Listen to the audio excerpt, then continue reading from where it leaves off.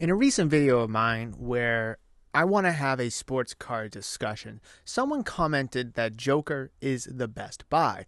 And I'm not here to say that is an incorrect take. However, I want to address it because I personally don't think that there's any good buys on the market right now. Now, this is a hobby that is very heavily invested into football cards and basketball cards, where baseball and Pokemon are more so collectible, but of course they have their flippability as well. But I just don't think that there's any good buys right now outside of cards you're going to put in your collection. But if you're looking to flip cards or you're looking to invest in stuff, I don't think right now is a good time to be buying that. And that's why I don't think that there's no good buys right now for any player. I mean, we've talked about Jaden Daniels, we've talked about Caleb Williams, we've talked about Wembanyama. There's no good rookie basketball players this year. Where's the buzz? Where's the hype? And who are we buying? Well, I want to address the comment that Joker is the best buy because, again, I just don't think that there is. So I want to bring over, and I'm bringing in Card Ladder here, and I'm also going to have several other players as well to highlight, but I also tried to keep it within a PSA 10 Prism base. Just it's a very generic, it's a popular, and it's a simple card to gauge as we run through this experiment.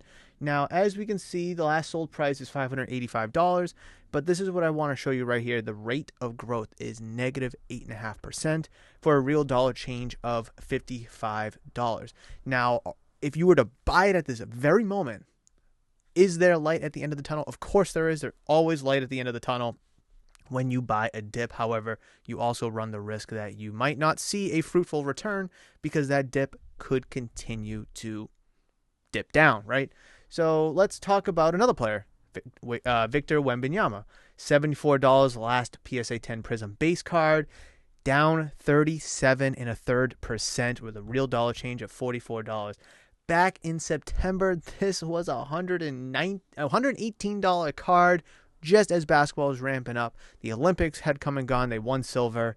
And ever since the basketball season started, and he's been playing well too, it's just been on a downward trend, an absolute downward spiral. And right here, this $101 sale could be a dip. This $98 could have been a dip. Here at $79, here at, $75 could be a dip. It's just, where's the dip? And now it just keeps going down and down and down. Now, before I show you more players, I do want to address that, yes, a Prism base card is very volatile because there's so many out there. Look at the pop report. 23,700. Jokic, 1,200. Obviously a lot less, but still, 1,200. That's a big amount. Let's move over to Jason Tatum, local guy. Here's a Prism base 10 of Jason Tatum, 6,500. Still a pretty good number, not like Wemby. However, Jokic, Tatum, they both were rookies in different eras, not just for basketball, but for the hobby itself compared to Wembanyama, because whenever somebody pulled a Wembanyama base Prism, they immediately sent it out. Immediately. And that wasn't always the case for a lot of rookie cards that came out prior to COVID and the boom of the hobby. But I do want to kind of mention Tatum because he's coming off an NBA championship. He's obviously coming off a gold medal, though that was kind of very suspicious of Coach Kerr to bench him to the 6 or 7 games, whatever. But anyways, I digress. Down 13% for a real dollar change of minus 14. Obviously not the end of the world. However, if you buy it just as the season ramps up, coming off a championship run, coming off a gold medal, you're expecting him to really boom and really be an MVP this season, especially with the Celtics bringing everybody back. Okay, so you buy it at $111. Maybe you're the one that buys it at $131. $96 is the last one right now. Oh, and you can't even see that. Hold on. Here we go, right here. $96 is the last sale. And if you bought it back in September towards the end of summer and beginning of fall, it's not looking good for you. And these are 3 very prominent players in basketball right now. Of course, you have others like LeBron James. You could even go old school with Kobe and Jordan. You could continue to go new school with Luka Doncic, who just came off a finals run himself. The point is I've made videos about how there's no buzz in football cards, and we could say the exact same thing with basketball. Now, with the lackluster draft class that basketball is introducing this year, you would like to think that maybe veteran cards might have a little bit of juice this year, especially off of a phenomenal year of Wembanyama and the height that he had. Maybe the veterans and the superstars and the players that we know and love over, a long career might have a little bit more popularity, a little bit more buzz around them. And showcasing, Jokic and Tatum, that doesn't seem to be the case. One of the best, superstar in the NBA in Luka, a superstar and a local player in Tatum, and then of course Wembanyama, who's entering his sophomore season, and again he's having a good season too. So it's not like he's having a slump that's showcasing why we're having this downward spiral for him. So basketball, like football, has no buzz right now. And again, I'm not picking on the guy's comment. He's commenting that he's a good buy. And again, let's circle back to Luka. Circle back to Jokic. It could be a good time to buy in a dip because we don't know when that dip is bottomed out. Again, let's look at the Wemby here. When the last couple sales are in the 1-teens, is the dip 100? Is the dip 104? Is the dip 98? Is the dip 96? Is the dip 75? Who knows when the dip is? So there are risks and concerns when buying into a dip. However, you don't want to buy into a card, when it's just going to continue to skyrocket on its way up. You want to try to hit it just right before. And this is a common practice when it comes to stocks as well in real life. Regardless what the stock is, Amazon, Google, Apple, you pick any of the stocks. You want to try to buy them at their dip. Now, of course, with stocks, there's a lot more volatility and such because they're traded, bought, and sold much more frequently. But I alluded to football because I wanted to bring up football because it's the same thing. And I've preached on this before, but I want to bring actual evidence to the table here. CJ Stroud was the guy last year. Everybody kept talking about CJ Stroud. Everybody wanted his cards. Okay, pop of 7,500. So whenever somebody pulled a Stroud Prism base, they pretty much sent it in. And look at this. Rate of growth almost negative 50% at 47 and 3/4. 3 months ago it was a $100 card, and now it's a $52 card.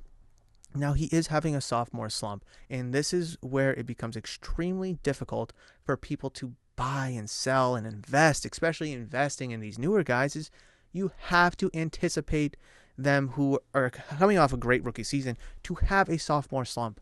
Defenses have more time to adjust. There's more film. They're able to adapt to the play style of this quarterback. Now, honestly, CJ Stroud, in terms of skill set, is nobody special. He's not a Lamar.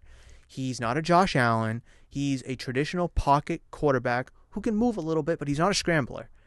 And without that excessive scrambling ability, that speed and that power in the run game, and that threat in the run game from the quarterback position, it's kind of a little easy to, I don't want to say bottle him up because it's not, but to be able to slow him down for that matter. You might be able to slow Lamar down as a passer. You might be able to slow Josh Allen down as a passer, but can you slow them down not only as a passer, but as a rusher as well? Can you take away the run game, but let them exploit you in the passing game? Can you slow them down in the passing game and let them exploit you in the run game? Can you do them both or just one? And CJ Stroud, not that hard to slow down in the run game. So all you have to do is focus on the passing game.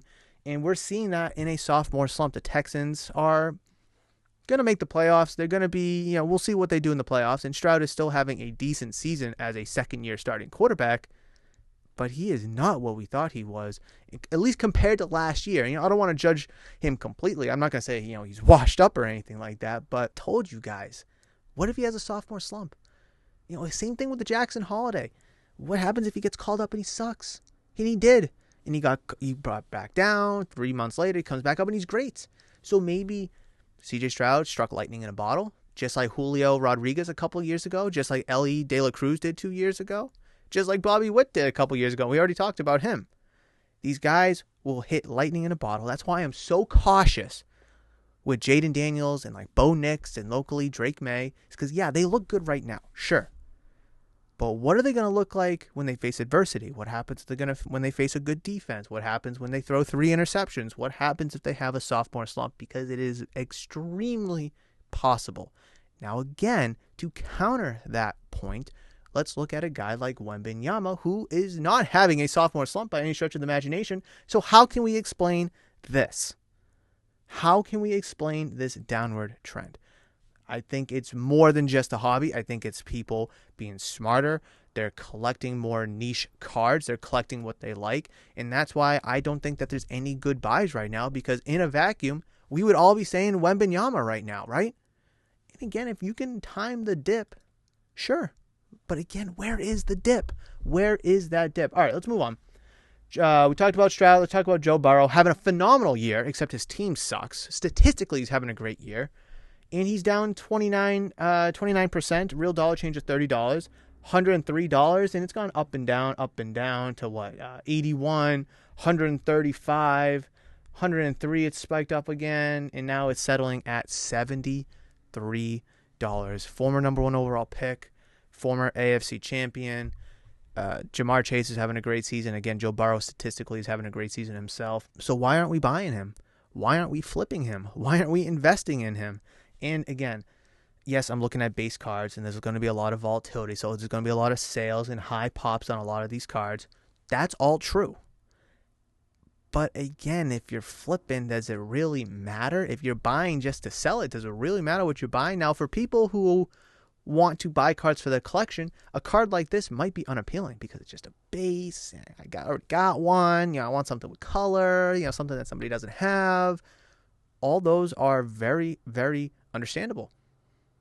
But how many people in this hobby are really buying these cards for their collection? How many people are buying these sales right here for their collection? How many of them are trying to fire sale to fund something else?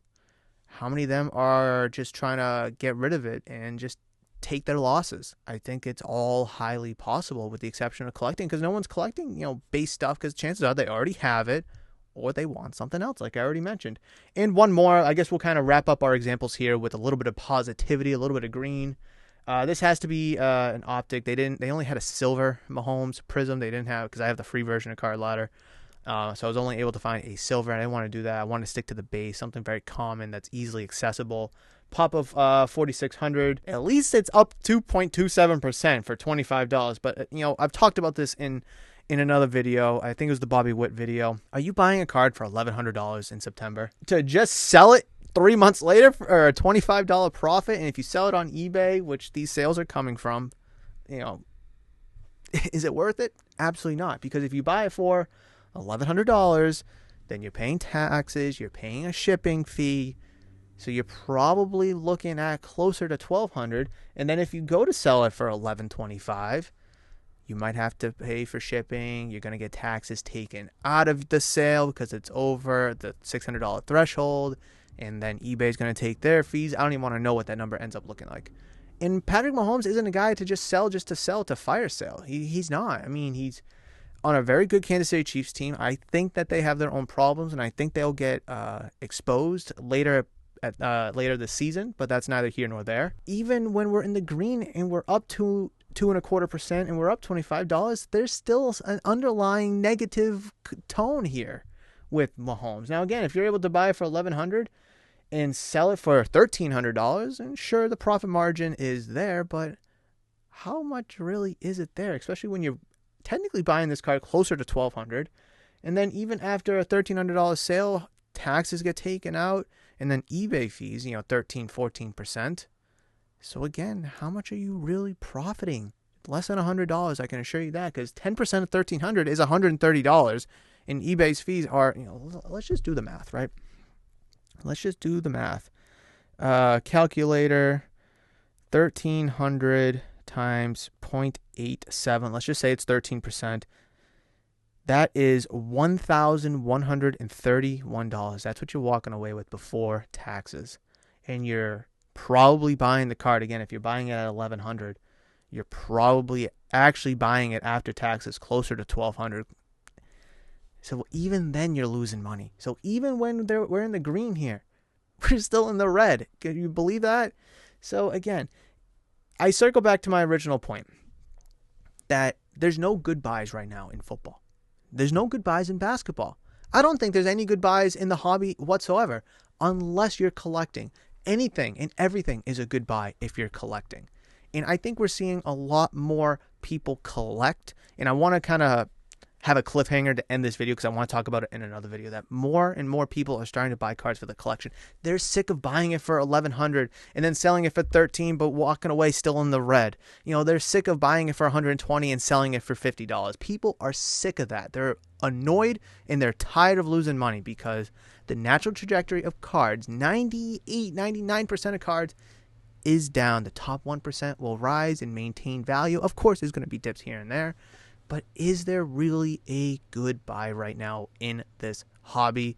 And I'm not going to throw Pokemon into this mix. I know I kind of alluded to it a little earlier. That's a completely different conversation. Maybe a different video we can make. But right now, in sports cards at least, there is no good buys. Hopefully you guys made it to this point in the video. Hopefully you were able to take a thing or two away from this. And if you did, I would love to know what you were able to learn or what you disagree on, what you agree on down below in the comments. I definitely love to read and reply to any and all comments. But like I said, that will do it. Please smash all the buttons. Like the video if you enjoyed it. Again, comment down below. Smash the subscribe button. And of course, check out the channel membership program if you haven't already. I would greatly appreciate the love and support.